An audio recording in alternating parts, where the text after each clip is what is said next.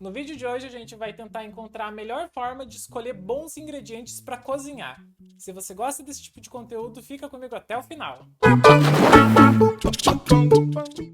Fala verdinhos, como é que vocês estão? Eu sou o Luiz da Minha Verdinha, um canal feito pra gente aprender um pouco mais sobre as bases da cozinha, para que você tenha autonomia para fazer o que quiser. Esse canal surgiu com um propósito maior, que é informar sobre alimentação sem paranoia. Pra gente criar um pouco mais de consciência sobre o que tá colocando no prato, sobre o que tá consumindo, sem ficar louco por causa disso, sem ficar, meu Deus, isso é saudável, se não é, não vou. E o vídeo de hoje é um que eu vim planejando há um certo tempo gravar, só que eu fui adiando porque eu encontrei outros conteúdos que eu queria postar antes. Até que chegou o dia que eu fui comprar chocolate numa loja de confeitaria e eu percebi como a gente tem escolhas fracas pra fazer, né?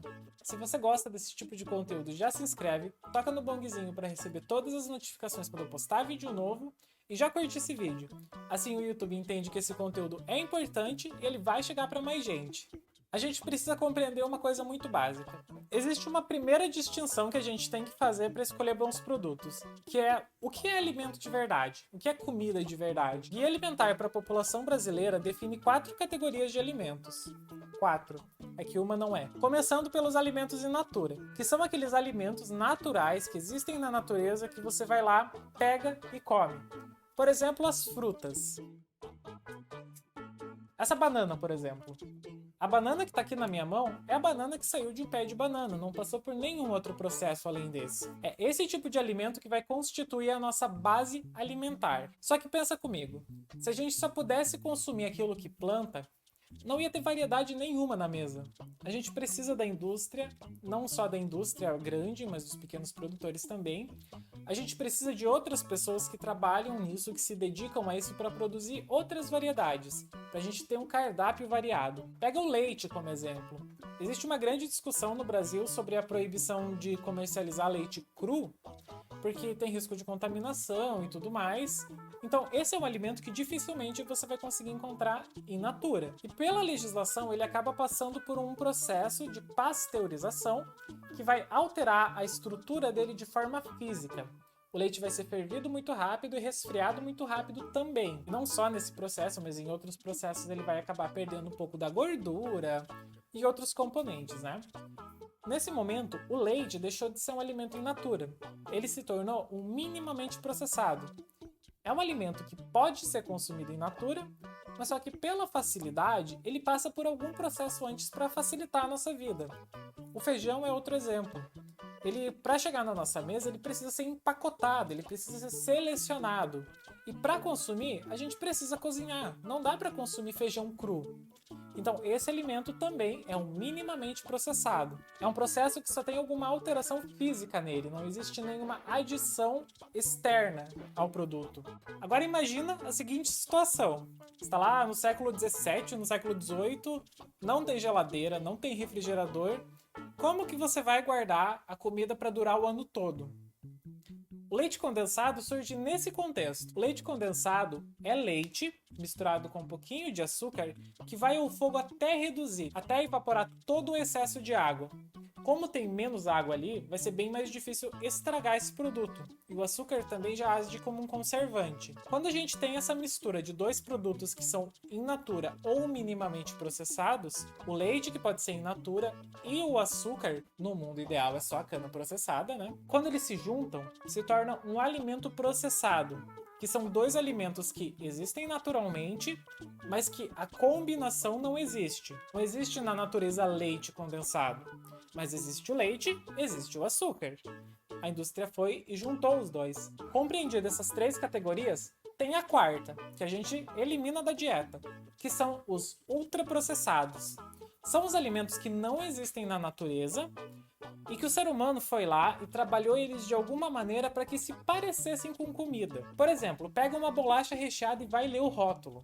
Provavelmente você vai identificar 2 ingredientes, de uma lista de 30. O que acontece? Esses dois ingredientes que você reconhece, eles não seriam suficientes para ter um alimento gostoso, palatável, que dura na prateleira, que você gosta de comer. Tudo o que vem depois na lista são aditivos para fazer com que aquilo se pareça com comida. Agora que a gente conhece essas 4 categorias, vai entender que o Guia Alimentar para a População Brasileira dá algumas diretrizes sobre como escolher comida de verdade. Sempre preferir alimentos in natura. Na rotina, pode consumir sem problemas o minimamente processado. A gente vai evitar o processado e vai eliminar o ultraprocessado. Se era uma diretriz do Ministério da Saúde que você queria, tá aqui. Essa é a base para você escolher uma alimentação adequada, uma alimentação equilibrada. A partir daqui, a gente já vai muito mais para uma questão de opiniões, de estudos, de você seguir teorias da nutrição, de você seguir tendências, de você ouvir nutricionistas, porque cada um vai trabalhar de uma forma diferente a relação com o que você está comendo. Pensa, por exemplo, no shake de emagrecimento, na proteína que você toma depois da academia. Isso tudo é ultraprocessado. A gente tem que manter uma certa coerência aqui, tá? Se você consome isso como alimento, você está consumindo ultraprocessado, ponto. Significa que é errado consumir? Não é. Quando eu digo que esse canal é alimentação sem noia, é alimentação sem noia. É você consumir aquilo que condiz com o que você quer para você. Se você acha que o shake de emagrecimento está te favorecendo, beleza, continua. Segue com o teu acompanhamento que, ok, é o que você quer. Só que a gente elimina o ultraprocessado porque a indústria acaba escondendo algumas coisas nos rótulos. É sobre isso que a gente vai falar agora. Eu tenho aqui na minha frente um leite de coco, que eu vou ler aqui embaixo para não mostrar o rótulo, mas daí depois eu vou colocar aqui na tela, na edição, para mostrar que o leite de coco é uma coisa que em teoria é natural. O que você precisa para um leite de coco? Polpa de coco e água. É só bater. Você não precisa cozinhar, você não precisa fazer nada. É só bater a polpa de coco com água. Só que aqui nesse rótulo, o que a gente tem? Tem 4 informações aqui, dizendo que é sem lactose, sem colesterol, sem glúten e não transgênico. O leite de coco ele é sem lactose, ele não tem colesterol, ele não tem glúten. Inclusive tem um asterisco aqui bem pequeno, como todo leite de coco. O leite de coco é naturalmente sem lactose, sem colesterol, sem glúten. Naturalmente ele é assim. E a indústria vai se apegar naquilo que tem um apelo comercial. Se as pessoas estão procurando produtos saudáveis, qualquer coisa que tenha um apelo saudável no produto vai ser usado. A água de coco é outro exemplo. Se você pegar um rótulo de água de coco, sempre está bem grande, 0% de colesterol. Asterisco, como toda água de coco. E mas como a indústria é malvada, tenta enganar. Gente, eles estão tentando vender produto? Todas essas informações que estão aqui, a gente espera que sejam verdadeiras. Só que quando a gente vai ler a lista de ingredientes, vai ver que a lista tem 1, 2, 3, 4, 5, 6, 7, 8, 9, 10, 11, 12, 13 ingredientes. O leite de coco que deveria ter 2 ingredientes, nessa marca tem 13. E você vê que os únicos que você reconhece são os 2 primeiros. Os outros são códigos. A gente não tem ideia do que é. E se você quiser pesquisar o que é conservador INS 202, você vai chegar em um resultado do nome de um produto químico. E se você quiser saber de onde vem, vai ter que pesquisar a história desse produto químico. Vai tentar entender para que ele é usado, de onde vem, para que serve. Então, esse é o problema. Ultraprocessado, na prática, é o alimento que você olha para a lista de ingredientes e não reconhece o que tem ali. Aqui a gente só reconhece leite de coco e água. O que inclusive é complicado, né? Porque o ingrediente do leite de coco é leite de coco. Ok. Outro exemplo que eu gosto bastante é do chocolate meio amargo e do chocolate amargo. Eles são onipresentes em todas as dietas que você vê por aí, pela internet, em livro, em qualquer lugar. Porque o chocolate ajuda o coração, controla colesterol, controla peso. Só que o que acontece? A gente chega no mercado, encontra um chocolate amargo ou meio amargo, pega sem nem ler o rótulo. Há uns dias atrás eu estava numa loja de confeitaria procurando chocolate para fazer brownie. E eu faço da seguinte forma: compro pacotes de 2 kg de chocolate em gotas ou barra, depende do que tá mais barato no dia. E eu parei na prateleira e li todos os rótulos que tinham lá de chocolate e tirei foto desse aqui. Gente, para lembrar, esse chocolate era amargo. Só que o primeiro ingrediente é açúcar. A legislação brasileira não fala quanto precisa ter de cacau para um chocolate ser considerado amargo ou meio amargo ou ao leite. Isso não existe como definição. Até porque o amargor de um chocolate não é definido pela quantidade de cacau. Claro que isso vai importar muito. Quanto mais cacau, mais tendência de ser amargo vai ter. Só que o que influencia muito é a torra do grão, é a fermentação. Então, o chocolate que eu fiz aqui nesse vídeo, o primeiro do canal de chocolate artesanal feito em casa, eu fiz um chocolate 70% que não tem quase nada de amargor. Esse processo artesanal que eu fiz com todo esse cuidado acabou retirando o amargor em excesso do cacau. Ele era tão suave quanto um meio amargo, apesar de ser só cacau e açúcar. E chocolate é assim. O chocolate precisa ter no máximo 3 ingredientes para ser um chocolate natural. No máximo. Açúcar, cacau e manteiga de cacau. Que na verdade daí já é o cacau também, né? Então vamos reduzir para 2 ingredientes. Qualquer coisa além disso é uma escolha da marca que está fabricando o chocolate. Qualquer coisa além desses 3 ingredientes ou desses 2 ingredientes é uma escolha da marca. Se tem alguma coisa além de cacau e açúcar, foi ela que escolheu. Claro, se é um chocolate ao leite, vai ter o leite em pó, mas daí é outra questão, né? Quando você pega uma lista de ingredientes, tem que ter em mente que ele está na ordem decrescente. O primeiro ingrediente é o que mais tem naquele produto, e o último é o que menos tem. Ok, isso fica claro, isso é fácil de entender. Só que a gente não para interpretar essa lista. Vamos voltar para aquele chocolate. A legislação brasileira não define teor de cacau para enquadrar como amargo, como meio amargo, nada disso. O que ela define é que para algo ser considerado chocolate, tem que ter no mínimo 25% de sólidos de cacau. Ponto. Considerando que 25% é o mínimo que precisa ter para ser considerado chocolate, significa que então o açúcar que está antes da massa de cacau tem mais que 25% ali naquele produto. Então, o meu saco de 2 kg de chocolate tem pelo menos meio quilo de açúcar. Gente, qual é o problema? É uma quantidade pequena. É um chocolate amargo. O chocolate amargo, 1/4 é açúcar. Então, tudo o que vem depois ali dos nossos aditivos são para dar o sabor de chocolate que o açúcar está tirando. E assim, gente, apesar da legislação não delimitar quanto precisa ter de cacau para ser meio amargo ou amargo, a gente pode assim fazer tentar induzir isso, né? Vamos supor que 40% de um chocolate seja cacau para ele ser amargo. E, gente, convenhamos, 25% de cacau não é o suficiente para produzir um chocolate amargo. Então, muito provavelmente, ali deve ter uns 40%, 30% de cacau, o que faz com que a quantidade de açúcar aumente. Então a gente tem 2 cenários aí.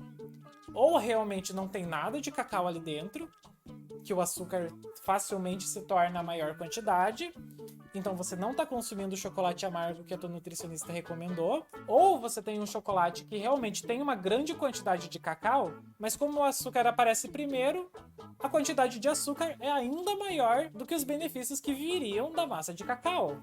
E para fechar isso, eu quero deixar claro que o objetivo desse vídeo não é o terrorismo nutricional. É para te dar autonomia de escolha, para você saber o que tem ali no teu produto. Se você lê uma lista de ingredientes e você não reconhece pelo menos a metade do que tem naquela lista, é um mau sinal. Evita aquele produto, vai para outro. Porque tem alguns tipos de ingredientes que são usados, que tem nome de produto químico, mas só que eles são naturais. Por exemplo, o cremor tártaro.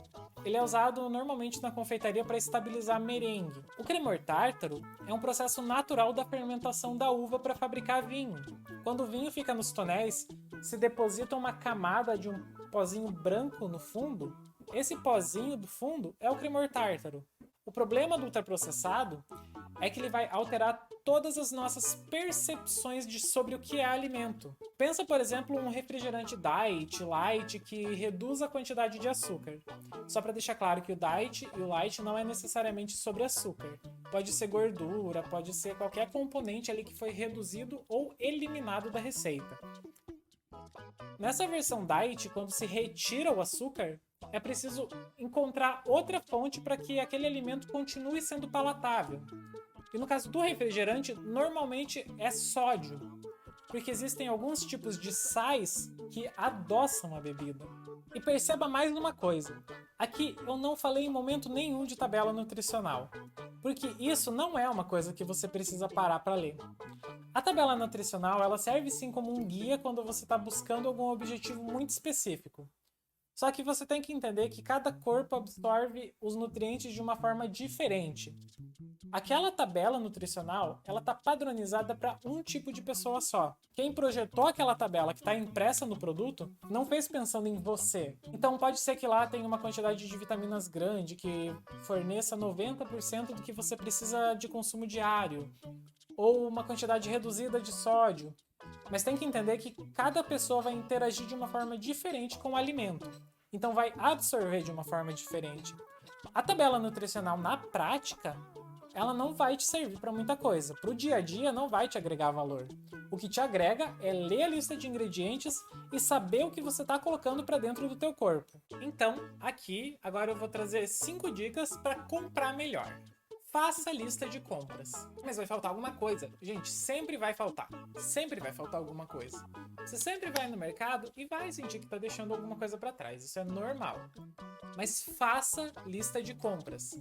Isso é muito importante não só para você escolher melhor, para você escolher realmente só o que precisa, mas também para economizar dinheiro. Quando você está na tua casa e você pensa as coisas que você precisa, você já automaticamente associa as marcas que você gosta, aquilo que é melhor para o teu dia a dia, para chegar no mercado e já saber o que você quer, da marca que você quer, a qualidade que você quer e o padrão que você busca. A segunda dica é dividir as compras em 2 momentos.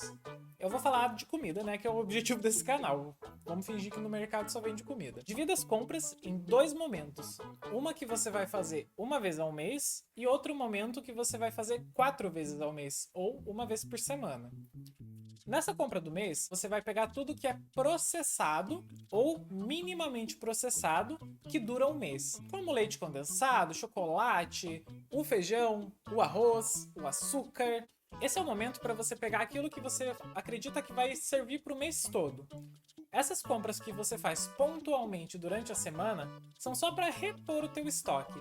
Essa compra semanal deve ser feita numa feira. Se você não tem acesso a uma feira, se não tem feira perto da tua casa, pode ser no mercado mesmo. Mas uma vez por semana você vai procurar os alimentos in natura ou minimamente processados. As frutas, as verduras ou até os grãos que são vendidos empacotados. Ai, mas é muito cedo ir na feira de madrugada. Gente, vocês não precisam ir na feira de madrugada. O melhor momento da feira é quando ela está fechando. Esse é o momento em que está sobrando alimento nas bancas. As pessoas precisam vender isso também. E os alimentos que sobram normalmente seriam descartados. São os alimentos que a gente diz que não tem padrão. É a cenoura que nasceu com uma perna, é a cebola que não é bem redonda. As pessoas naturalmente rejeitam esse tipo de alimento. Apesar de ser comestível, apesar de ter os mesmos nutrientes, o mesmo sabor, é natural. Se você tem 2 opções, você vai pegar a que é mais bonita. Se você vai na hora da xepa, você vai pegar um legume ali meio deformado que também vai ser mais barato, porque o dono da banca precisa vender esse legume também para ter o lucro dele. E é um produto que seria descartado se mais ninguém fosse. A terceira dica, que é o objetivo desse vídeo, é ler os rótulos. Ignora a tabela nutricional, ignora a embalagem em si, como ela é bonita, como tem textura, como é pintada em tons pastéis. Leia a lista de ingredientes. É na lista de ingredientes que você vai procurar os produtos que você reconhece como comida. Se lá na lista de ingredientes mais da metade são fórmulas químicas, são nomes que você não reconhece, são coisas que você olha e não entende como comida, não pega esse produto. Quarta dica: interpretar a embalagem. Eu acabei de falar que a indústria vai aproveitar de qualquer ponto saudável no alimento que ela produz para evidenciar. A água de coco naturalmente não tem colesterol, mas vai estar estampado lá grande, 0% de colesterol. Então você tem que interpretar as informações.